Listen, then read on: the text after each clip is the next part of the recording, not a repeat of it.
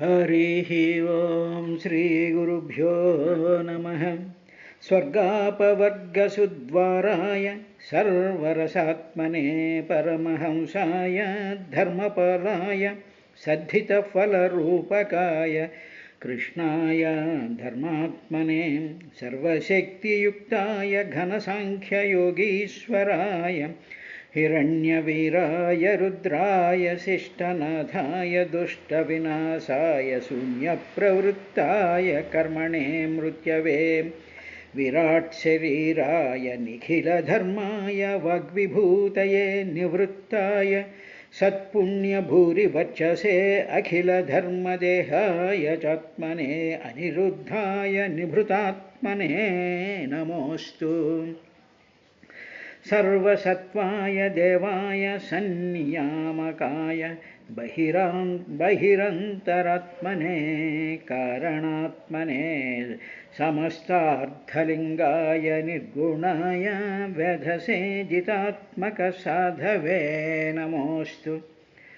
ఆత్మకు పరిశుద్ధినర్ధించు వారికి ధ్యేయవస్తువు భవ దివ్యమూర్తి అంచిత స్వర్గరాజ్యాభిషిక్తునకైనా సమధిక స్పృహణీయ తముడవీవు సద్భక్తియుత భక్తజన సులభుండవు దుష్టాత్ములకు కడు దుర్లభుండవు ఆత్మదర్శనులకు అరయగమ్యుండవై అద్ధి విలసిల్లుదు అనఘచరిత ఇట్టి నిఖిల దురారాధ్యు ఈశు నిన్ను నెరయ సుజనులకైన వన్నెంపరాదు వరలయంవడు పూజించువాడు విడవజాలునే పద్మదళ నేత్ర సచ్చరిత్ర నర దేవాసుర యక్ష రాక్షసమునీంద్రస్తుత్య దివ్యాంబరాభరణాలంకృత భక్తవత్సల కృపాపరీణ వైకుంఠమందిర బృందావన భసుర ప్రియధరిత్రీనాథ గోవింద శ్రీకర పుణ్యాకర వసుదేవ త్రిజగత్కళ్యాణ గోపాలక సరసహృదయవాస చారులక్ష్మీ విలాస భరిత శుభచరిత్ర భాస్కరాబ్జారినేత్ర నిరుపమ ఘనగాత్ర నిర్మల జ్ఞానపాత్ర గురుతర భవదూర గోపికా చిత్తచోర. ఓ శ్రీ గురుభ్యో నమః. భూదేవి పృథుచక్రవర్తితో, స్వామి నీవు పూర్వం ఆదివరాహమూర్తి రూపంలో వచ్చి నన్ను పాతాళం నుంచి తీసుకొచ్చి అంబసి సముద్ర జలాల్లోకి నిలబెట్టి నన్ను రక్షించావు. అదే కాకుండా నన్ను ఆశ్రయంగా చేసుకుని సకల భూతరాశులు కూడా నాలో ఉంటాయి అని చెప్పేటువంటి వరాన్ని ఇచ్చావు. అటువంటి నీవు ఇప్పుడు పృథుచక్రవర్తి కింద భూమండలానికి అవతరించి కోపంతో నన్ను సంహరించగోరుతున్నావు. ఇది నీకు న్యాయమా స్వామి అని విదుర భూదేవి ఆయన్ని పృథుచక్రవర్తిని సంస్థితి చేస్తూ ఇంకా ఏమంది అంటే, నూనం జనైరీహితమీశ్వరాణమస్మద్విధై తద్గుణసర్గమాయయా నా జ్ఞాయతే మోహితచిత్తవర్త్మభిః తేభ్యో నమో వీరయశస్కరేభ్యః. స్వామి, తత్ గుణసర్గమాయయా, తత్ అంటే ఆ పరమాత్మ, తత్ అంటాం, తత్పదము అంటాం కదా, తత్పదం. తత్ అంటే ఆ పరమాత్మ ఏం చేస్తూ ఉంటాడంటే గుణసర్గమాయయా, త్రిగుణాత్మకమైనటువంటి గుణసర్గ, గుణములతో కూడుకున్నటువంటి సృష్టిని ఆయన ఎలా చేస్తాడంటే మాయయా, తన యొక్క మాయ చేత, తత్ ఆ పరమాత్మ మాయ చేత గుణసర్గ గుణములతో కూడుకున్నటువంటి సృష్టి. సృష్టి అంటే సకల జీవరాశులు, పదార్థాలు, లోకాలు ఇవన్నీ కూడా త్రిగుణాత్మకం కాబట్టి అటువంటి సర్గ, అటువంటి సృష్టిని నువ్వు ఎలా చేస్తావు స్వామి అంటే తతిమాయ, నీ మాయ చేత చేస్తావు స్వామి. చేసావు, బాగానే ఉంది, సరే అది నీ ఇష్టం, నువ్వు ఆ మాయతో చేసే ఉంటావు. కానీ ఆ మాయ ఏం చేస్తుందంటే మోహిత చిత్తవర్త్మభి, ఈ సృష్టిలో వచ్చేటువంటి సకల ప్రాణులు, సకల జీవులు, మానవుల దగ్గర నుంచి దేవతల దగ్గర నుంచి ఒకటేమిటి సమస్త లోకాల్లో ఉండేటువంటి వాళ్ళ యొక్క చిత్త మోహిత, వాళ్ళ చిత్తములు అంటే మనసు, బుద్ధి, చిత్తం, అహంకారంలో మనసు, సరే బుద్ధికి మించినటువంటి ఆ చిత్తంలో మోహం అయిపోయి వర్త్మభి అంటే ఆ మోహం అనేటువంటి వర్త్మ అనేటువంటి దానికి అర్థం అంటే మార్గము అని. ఏమిటి ఏ మార్గంలోకి వెళ్ళిపోతూ ఉంటారని మోహిత, మోహించబడేటువంటి చిత్తములే మార్గములుగా కలిగినటువంటి విధానంగా ఈ ప్రాణులందరూ కూడా వెళ్ళిపోతూ ఉంటారు స్వామి. ఎందువల్ల అంటే తత్ గుణ సర్గమాయ, నీ మాయకు ఉండేటువంటి లక్షణం అది. నీ మాయలో అనేక రకాలైనటువంటి వస్తువులు, వస్తుజాలు, లోకాలు, అందాలు, ఆనందాలు, ఆరోగ్యాలు, అనారోగ్యాలు ఇవన్నీ కనిపిస్తూ ఉండేటప్పటికీ ఈ చూసేటప్పటికి ఇదంతా త్రిగుణాత్మకం. ఈ త్రిగుణాత్మకమైనటువంటి దాన్ని చూసేటప్పటికి ఏమవుతుంది మోహిత చిత్తవర్త్మభి.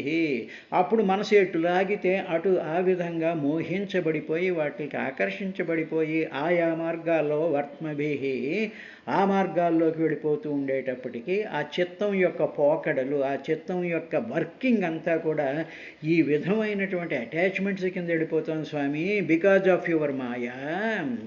అందువల్ల అలాగా మాయలో పడినటువంటి అస్మత్ విధై జనై, అస్మత్ విధై మా వంటి వాళ్ళు అంటే భూదేవి అంటుంది నా వంటి వాళ్ళు, జనై జనుల చేత నజ్ఞాయితే తెలుసుకోలేకపోతున్నాం మేము. ఎందుకంటే మా మనసులన్నీ కూడా చిత్త విభ్రమం చెందిపోయి కనిపిస్తూ ఉండేటువంటి సృష్టిలో ఉండేటువంటి అందాలు వాటిల్ని మనసు ఈ శరీరమే నేను అనుకోవడం, ఈ మొత్తం ఈ కాంప్లికేటెడ్ సిస్టంలో మనసంతా కూడా మా మోహానికి గురి అయిపోయి అసలైనటువంటి సత్యం గ్రహించలేనటువంటి స్థితిలోకి వెళ్ళిపోతూ అస్మత్ విధై జనై మాలాంటి జనులందరూ కూడా ఈశ్వరాణం ఈహితం న జ్ఞాయతే. ఈశ్వరాణం అంటే ఏమిటి ఈశ్వరుడి యొక్క ఈహితం, ఈ చేష్ట ఉందే నువ్వు చేసేటువంటి ఈ అద్భుతమైనటువంటి చేష్టలు ఏవైతే ఉన్నాయో అవి న జ్ఞాయతే తెలియబట్టం లేదు ఎవరికి. నువ్వు ఉన్నావు, నువ్వు వీటిలన్నిటిలోనూ నువ్వు వెనకాలన్నావు, నువ్వే ఉండి ఈ విధంగా ఇన్ని రకాలైనటువంటి పృథక్ శరీరాల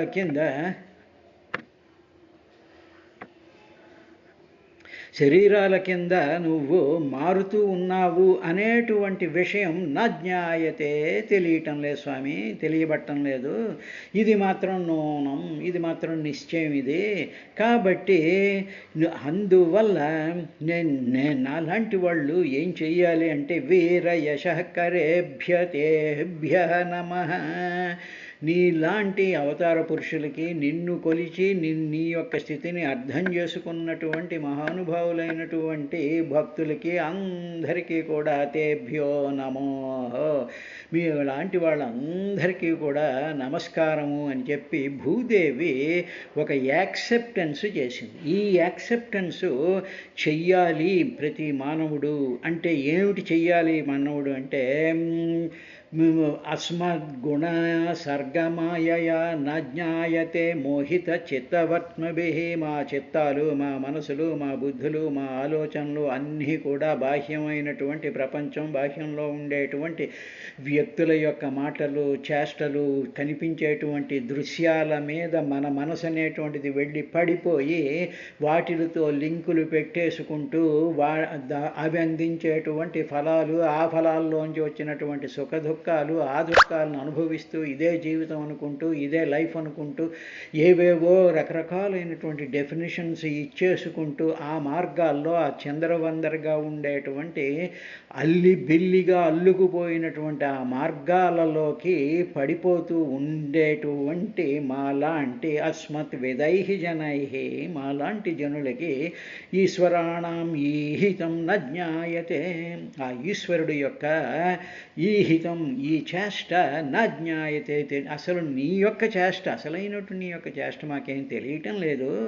కాబట్టి స్వామి నేను ఏమీ చెయ్యలేక తేభ్యో నమః, అటువంటి నీకు నమస్కారం పెడుతున్నాను. కాబట్టి నాకు నీ అసలైనటువంటి స్థితి ఏమిటో, నేను ఏం చెయ్యాలో అనేటువంటి విశేషాన్ని తెలపవలసింది అన్నట్టుగా 36వ శ్లోకంలో చతుర్థ స్కందం 17వ అధ్యాయానికి భూదేవి యొక్క ఈ స్థుతి టెంపరీగా ముగిసింది అని మనం చెప్పుకోవచ్చు. ఇది శ్రీమద్భాగవత మహాపురాణే చతుర్థ స్కందే ధరాకృత శ్రీహరిస్తుతిర్నామ సప్తదశోధ్యాయ. ధరాకృత భూమి చేసినటువంటి శ్రీహరి యొక్క స్తుతి అని పేరు కలిగినటువంటి ఈ 17వ అధ్యాయం ముగిసింది, అయింది. ఇంకా మనం 18వ అధ్యాయం చతుర్థ స్కందం 18వ అధ్యాయంలో ప్రవేశిస్తూ ఉన్నాం. ఈ ప్రవేశించేటువంటి సందర్భంలో ఇంతవరకు చెప్పిన తరువాత మళ్ళీ మైత్రేయ మహర్షి మైత్రేయువాచ ఇత్థం పృథుమభిష్టూయ రుషా ప్రస్ఫురితాధరం పునరాహావనిర్భీత సంస్థభ్యాత్మానమాత్మనా. ఇలాగ శ్రీ భూదేవి ఆ పృథు చక్రవర్తిని ఓ విధురా ఇలాగ స్తుతి చేస్తూ ఉంటే పృథువుకి ఏం జరిగిందంటే ఇత్థం ఈ విధంగా రోషం చాలా కోపంతో ప్రస్ఫురిత అధరం, ఆ పృథు చక్రవర్తి యొక్క కింద పెదవంతా కూడా వణికిపోతూ ఉండేటువంటి ఆ పృథు చక్రవర్తిని అభీష్టూయ స్తుతించి భీతాహ అవని భయపడిపోయినటువంటి అవని ఆ పృథివీ ఆత్మాన తన బుద్ధితో ఆత్మానం సంస్థభ్య తన మనసును మళ్ళీ జిటవు చేసుకుని మళ్ళీ కాస్త తను కంట్రోల్ చేసుకుంటే ఆత్మానం మనస్సుని సంస్థభ్య నిలదొక్కుని పునః ఆహా మళ్ళీ ఈ విధంగా పృథు చక్రవర్తితో మాట్లాడడం ప్రారంభించిందయ్యా. అంటే పృథు చక్రవర్తి ఈవిడి స్తోత్రం చేస్తూ ఉంటే ఆయన కోపం వచ్చేసి పెదవంతా వణికిపోతూ ఉండేటువంటి కోపస్థితిలో ఆయన ఉన్నాడుగా. అప్పుడు ఈ స్తుతి చేసింది. స్తుతి చేసేటప్పటికి నెమ్మదిగా ఆయన శాంతిస్తున్నట్టు కనిపిస్తూ ఉండి తనని తాను మళ్ళీ తన భయం నుంచి తాను నిలదొక్కుని పునః ఆహా మళ్ళీ ఈ విధంగా పృథు చక్రవర్తితో భూదేవి మాట్లాడడం ప్రారంభించిందయ్యా అని ఏ విధంగా చెప్పింది అంటే సన్నియచ్ఛా అభిభో మన్యుం నిబోధ శ్రవితంచమే సర్వతః సారమాదత్తే యథా మధుకరో బుధ. స్వామి మొట్టమొదటి నీ కోపాన్ని ఉపసంహరించుకో స్వామి నువ్వు, తర్వాత నేను చెప్పేటువంటి మాటను నువ్వు విను ముందు. తర్వాత ఎందుకు అంటే నువ్వు ఎలా వినాలి అంటే వివేకం కలిగినటువంటి అంటే తెలివి కలిగినటువంటి తుమ్మిది ఏం చేస్తుంది అంటే అన్నిటి నుంచి కూడా మంచిని స్వీకరిస్తుంది కదా, అలాగా నువ్వు నా నుంచి కూడా మంచిని నువ్వు స్వీకరించు అని ఆ భూదేవి ఆ పృథు చక్రవర్తిని ప్రార్థించిందయ్యా. సన్నియచ్చాభిభో మన్యు అభిభో ఓ ప్రభో, భో అంటే ప్రభు అని, అభి అంటే ఓ ప్రభు అని అంటూ మన్యుం సన్నియచ్చ మన్యుం అంటే కోపం, మన్యుం సన్నియచ్చ ఉపసంహరించుకో స్వామి. మే శ్రావితంచ నిబోధ, మే నా యొక్క శ్రావితం నేను నీకు వినిపించబోయేటువంటి దానిని విన్నపము అంటాం. కాబట్టి శ్రావితంచ నిబోధ ఆలకించు స్వామి, నిబోధ అంటే ఆలకించు స్వామి.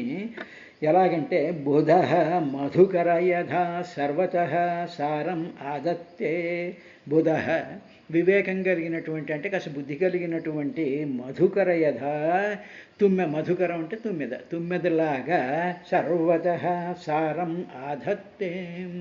అన్ని పుష్పాల మీదకి వెళ్ళి ఏ పుష్పమైనా సరే అందులో ఉండేటువంటి వివేకం కలిగినటువంటి మధుకరం వీళ్ళ తేనెని ఏ విధంగా అయితే అది సంగ్రహిస్తుందో ఆ విధంగా స్వామి నువ్వు నన్ను నా విన్నపాన్ని కూడా నువ్వు స్వీకరించాలి అని చెప్పి భూదేవి ఆ పృథు చక్రవర్తిని మధుకరంతో పోల్చిందయ్యా విదురా. అంటే నాలో ఉండేటువంటి మంచిని నీవు గ్రహించు స్వామి అని ఆ విధంగా అంది. అంటే ఇది భాగవతం మనకి ఇండైరెక్ట్గా ఏం చెప్తుంది అంటే బుధ మధుకర యథా సర్వతః సారం. బుధ వివేకం కలిగినటువంటి వాడు, యథా మధుకర అక్కడ ఉండేటువంటి మంచితనాన్ని మాత్రమే గ్రహించుకుంటూ దానినే స్వీకరించుకుంటూ ఉండాలి అనేటువంటి విశేషాన్ని చెప్పారు. ఏమండి మరి బాగానే ఉందండి, మరి అక్కడ అన్ని దోషాలు జరుగుతుంటాయి, అపచారాలు జరుగుతూ ఉంటాయి, దుర్మార్గాలు జరుగుతూ ఉంటాయి, అవినీతి జరుగుతూ ఉంటుంది, మరి ఇవన్నీ కూడా జరిగిపోతూ ఉంటాయి కదా. ఇలా జరిగిపోతున్నప్పుడు మరి ఏం చేయమంటారు అంటే ఏం చేసాం, అధర్మం పైకి పెచ్చు పెరుగుతున్నప్పుడు వచ్చి వాళ్ళ సంహారం నేను చేస్తాను అని చెప్పాడు. కాబట్టి భగవంతుడు ఆ లిమిట్ దాటినటువంటి వాళ్ళందరినీ కూడా సర్వనాశనం చేస్తాడు. తరువాత ఇంకొకటి, అక్కడ దోషం జరుగుతూ ఉన్నప్పుడు ఇక్కడ దోషం జరుగుతోంది, లేకపోతే ఇక్కడ అపచారం జరుగుతోంది, ఇక్కడ అవినీతి జరుగుతోంది, ఇక్కడ హత్య జరుగుతోంది, ఇక్కడ దుర్మార్గం జరుగుతోంది అనేటువంటి విషయం మనం గ్రహించి కనీసం 10 మందికైనా చెప్పగలగడం అనేటువంటిది మంచి చేయడమే అవుతుంది తప్ప మామూలుగా కూర్చునేటువంటిది కాదు. మంచి ఉన్నప్పుడు ఎలాగా మంచిని గ్రహించి తుమ్మెదలాగా మంచిని గ్రహించి దాని ఆ మంచితనంలో భగవంతుడిని చూడడం అనేటువంటిది చెయ్యాలి అని చెప్పి ధర్మాన్ని ఆచరిస్తూ అధర్మాన్ని ఎండగట్టడం అనేటువంటిది భాగవతం కానీ భగవద్గీత కానీ చెప్పేటువంటి విశేషం. సరే, ఇదైన తర్వాత అస్మిన్ లోకే ధవాముష్మిన్ మునిభిస్తత్వదర్శిభిః దృష్టా యోగాః ప్రయుక్తాశ్చ పుంసాం శ్రేయః ప్రసిద్ధయే. అస్మిన్ ఈ లోకే, ఈ లోకంలో, అథవా లేక ఆముష్మిన్ పరలోకంలో, స్వామి ఈ లోకంలో కానీ పరలోకంలో కానీ పుంసాం మానవులకి శ్రేయః ప్రసిద్ధయే, శ్రేయస్సు పొందడం కోసం అని చెప్పేసేసి తత్వదర్శిభిః తత్వవేత్తలైనటువంటి వాళ్ళు, తత్వము అంటే యథార్థ స్థితి అని అర్థం, తత్వదర్శిభిః అంటే యథార్థమైనటువంటి స్థితిని దర్శించినటువంటి వాళ్ళని తత్వవేత్తలు అంటారు. కాబట్టి తత్వదర్శిభిః దేనికోసం, పుంసాన్ శ్రేయః ప్రసిద్ధయే సకలమైనటువంటి మానవులందరికీ శ్రేయస్సు ఇవ్వడం కోసం అని చెప్పి తత్వదర్శిభిః అసలైనటువంటి పరమాత్మతత్వాన్ని దర్శించినటువంటి మునిభిః అంటే మహర్షులు, మామూలుగా మునులు అంటే మహర్షులు ఋషులు అనుకుంటాం. మునిహి అనేటువంటి దానికి మననశీలము కలిగినటువంటి వాళ్ళు. ఏమిటి వాళ్ళు మననం చేస్తూ ఉంటారు అంటే వాళ్ళు మొట్టమొదట భగవంతుడి యొక్క ఆ సమస్తమైనటువంటి ప్రభావాన్ని, ఆ శక్తిని, ఆ నామాన్ని, ఆ ఆనందాన్ని వాళ్ళు నెమరు వేసుకుంటూ దానిని మననం చేసుకుంటూ ఉంటారు ఒకటి. రెండవది, వాళ్ళకి పరమాత్మ యొక్క తత్వం తెలిసినప్పుడు సమస్త ప్రాణుల యొక్క శ్రేయస్సుని కూడా వాళ్ళు అభిలషిస్తూ ఉంటారు. అటువంటి తత్వదర్శిభిః మునిభిః యోగాః దృష్టాః ప్రయుక్తాః చ అటువంటి వాళ్ళు ఓ పృథు చక్రవర్తి సమస్తమైనటువంటి మానవులకి, సమస్తమైనటువంటి జీవులకి కూడా యోగాః దృష్టాః వాళ్ళు కొన్ని ఉపాయాలను యోగం అంటే the ways how to exploit me అంటే ఎర్త్ని, దాన్ని ఎలా చేయాలి, ఏమిటి, ఈ సకల ప్రాణులకి కూడా ఏది ఉపయోగకరం అనేటువంటి విషయాలని తత్వదర్శిభిః మునిభిః యోగాః వాళ్ళు ఉపాయాల్ని దృష్టాహ వాళ్ళు దర్శించారయ్యా. దర్శించడమే కాకుండా ప్రయుక్తాహచ వాళ్ళు వాటిని ఎక్స్పెరిమెంట్స్, వాళ్ళు థియరిటికల్గా నాలెడ్జ్ని చేసి దాన్ని ప్రాక్టికల్గా కూడా ప్రయుక్తాహచ వాటిని అనుష్ఠించారు. వాటిల్ని వాళ్ళు ప్రాక్టికల్గా చేసి కూడా చూపించారయ్యా. ఇవన్నీ ఇప్పుడు నేను ఈ ప్రస్తుత పరిస్థితి గురించి నేను మాట్లాడటం లేదు. ఇవన్నీ పూర్వకల్పాలలో నేను భూమి కింద ఉన్నప్పుడు అప్పుడు ఆ పూర్వకల్పాలలో ఉండేటువంటి తత్వదర్శిభి ముని వాళ్ళు అనేక రకాలైనటువంటి విధానాలను దర్శించి వాటి ద్వారా సమస్త ప్రాణులకి కూడా ఏది ఉపయోగకరమో అవన్నీ కూడా చేసి చూపించారు. ఆ హిస్టరీ ఆల్రెడీ పూర్వం ఉందది. అటువంటి ఆ పూర్వకాలం మహర్షులు చెప్పినటువంటి వాటిని ఇప్పుడు నువ్వు బయటకు తీసుకొచ్చి అవి చెప్తే ఇక్కడ ఉండేటువంటి ప్రజలందరూ కూడా దానిని ఆచరిస్తారు అని చెప్పి you please refer to the earlier things done by తత్వదర్శిభి మునిభి అని భూదేవి పృథు చక్రవర్తికి ఒక సజెషన్ లాగా 4వ శ్లోకంలో ఈ విధంగా చెప్పింది. తానాతిష్ఠతీం యస్యమ్యగుపాయాన్ పూర్వదర్శితాన్ అవరః శ్రద్ధయోపేత ఉపేయాన్ విందతేం యసా. పూర్వదర్శితాన్ పూర్వీకుల చేత దర్శితాన్ కనుగొనబడినటువంటివి అంటే ఆలోచించబడినటువంటివి, ఏం చెయ్యాలి అనేటువంటి ఆలోచన, ఎలా చెయ్యాలి అనేటువంటి థియరిటికల్ ఆస్పెక్ట్స్, దాని సంబంధించినటువంటి dos and don'ts and all that ఇవన్నీ కూడా పూర్వదర్శితాన్ పూర్వులు చేశారు. ఎవరు చేశారండి పూర్వులు? ఇదంతా ఎందులో ఉంది అంటే వేదాల్లో ఉందిగా. వేదం అంతా కూడా వేదం శాశ్వతమైనటువంటిదిగా. వేదంలో చెప్పినటువంటివన్నిటినీ కూడా మహర్షులు దర్శించారుగా. కాబట్టి ఓ పృథు చక్రవర్తి పూర్వదర్శితాన్ పూర్వం చెప్పబడినటువంటి పూర్వం ఋషుల చేత మహాత్ముల చేత అంటే ఇంటెలిజెంట్ పీపుల్ చేత కనుగొనబడినటువంటి తాన్ ఉపాయాన్ అవరహ తాన్ అంటే పూర్వం వాళ్ళు చేసినటువంటి ఆ ఉపాయాల్ని ఆ ప్రొసీజర్స్ని ఆ డూస్ అండ్ డోంట్స్ని అవరహ అంటే ఇప్పుడు ప్రస్తుతం ప్రెజెంట్ అవరహ ఈ కాలం వాళ్ళు ఇప్పుడు ఉండేటువంటి నా మీద ఉన్నారుగా ఈ జనులు వీళ్ళందరూ కూడా యహ సమ్యక్ శ్రద్ధయా ఉపేతః ఆ పూర్వం జరిగినటువంటివన్నీ కూడా ఇప్పుడు ఎవరైతే సమ్యక్ చాలా చక్కగా శ్రద్ధతో ఉపేతః శ్రద్ధతో కూడుకున్నటువంటి వాడై అంటే శ్రద్ధ కలిగినటువంటి వాడై ఆతిష్ఠతి ఆచరిస్తాడో అప్పుడు అంజస ఉపేయాన్ విందతే. అంజస చాలా తేలిగ్గా ఉపేయాన్ మనం అనుకున్నటువంటి లక్ష్యాలు ఉన్నాయే, మనం అనుకున్నటువంటి టార్గెట్స్ ఉన్నాయే అవి విందతే పొందుతారు. అదన్నమాట. అంటే ఏమిటన్నమాట, మన పూర్వులు వాళ్ళు మనుషులేగా. వాళ్ళకే ఆకలిస్తుంది, వాళ్ళకే ఆహారం కావాలి, వాళ్ళకే చెట్లు కావాలి, పుట్లు కావాలి, నీళ్లు కావాలి, అవి కావాలి, ఇవి కావాలి, అవే సిస్టమ్స్ ప్రజెంట్ వాళ్ళకి కూడా అవే కావాలిగా.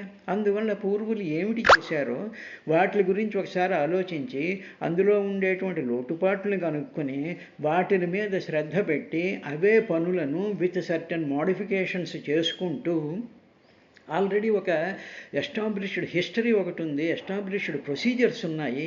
ఆ ప్రొసీజర్స్ని అన్నిటినీ పట్టుకుంటూ అవరహ ఇప్పటి కాలం వాడు ఎవడైతే సమ్యక్ శ్రద్ధయా ఉపేతః కావలసిందల్లా చాలా సమ్యక్ అంటే చాలా బ్యాలెన్స్డ్ మైండ్తో శ్రద్ధతో ఆతిష్ఠతి ఆచరిస్తే చాలా తేలిగ్గా అంజస ఉపేయాన్ విందతే చాలా తేలిగ్గా లక్ష్యాల్ని ఆ టార్గెట్స్ని రీచ్ అవుతారు కదయ్యా స్వామి అని చెప్పి ఒక సజెస్టివ్గా పృథు చక్రవర్తితో భూదేవి మాట్లాడుతోంది విదురా అన్నాడు.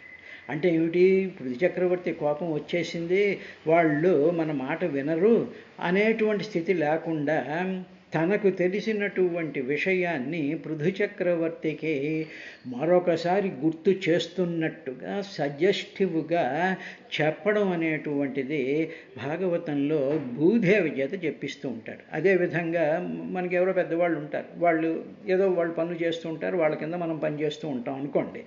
ఏదో ఆఫీసుల్లో కానీ మరో చోట కానీ వాళ్ళు ఏవోవో చేస్తూ ఉంటారు. అందులో కొన్ని లోటుపాట్లు లేకపోతే కొన్ని దోషాలు లేకపోతే కొన్ని కనిపిస్తూ ఉన్నప్పుడు to make the system perfect ఈ కొంచెం ఆలోచించగలిగినటువంటి వాళ్ళు, కొంచెం తెలిసినటువంటి వాళ్ళు, ప్రతి మనిషి చేసేలేడుగా.